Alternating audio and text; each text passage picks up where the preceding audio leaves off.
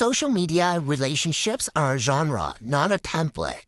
And if you don't consciously separate the two, you will keep feeling anxious in perfectly functional relationships and chasing peace in places that can't sustain it.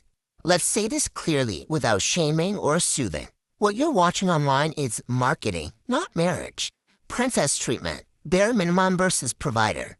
That content isn't lying, but it is curated. It's monetized. It's optimized for a spectacle.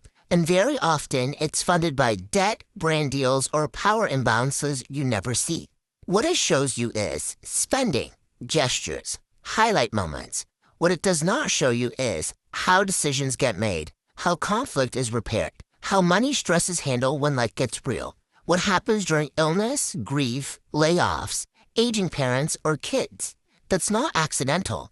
Those things don't sell fantasy. So when you compare your real relationship with its logistics, timing, and limits to a performance genre designed to spike dopamine, your nervous system goes into evaluation mode.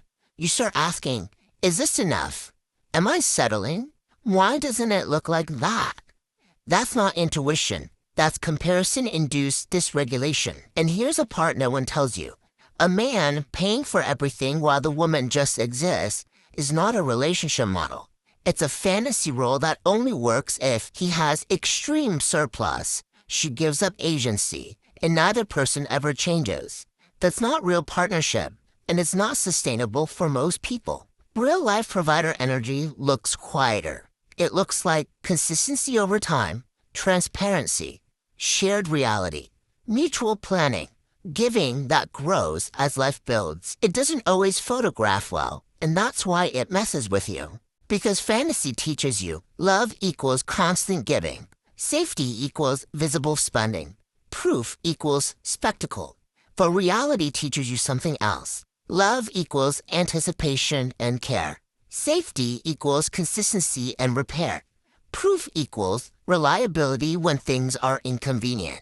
Here's a sentence I want you to really sit with. A man who can build with you long-term will not look like a man performing for an audience. And the flip side, a woman who is deeply cherished does not have to test it constantly. When you internalize a fantasy standard, your nervous system never rests. Even a generous, well-intentioned man starts to feel unsafe to relax with because a goalpost keeps moving. That's not because you're ungrateful.